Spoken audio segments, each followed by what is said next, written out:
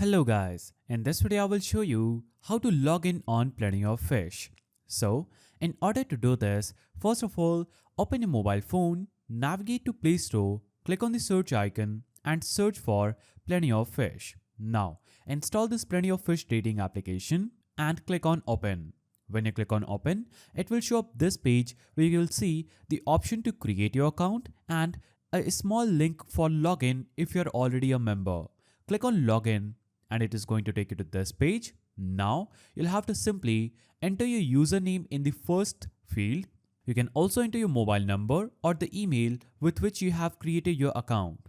After this, you'll have to navigate to the password section, then enter the password you have for your account and simply click on the login button. After you click on login, as you can see, it instantly logged me into my Plenty of Fish account. So, that is the simple way to log in on Plenty of Fish. If you found this video helpful, please don't forget to give it a thumbs up and thanks for watching.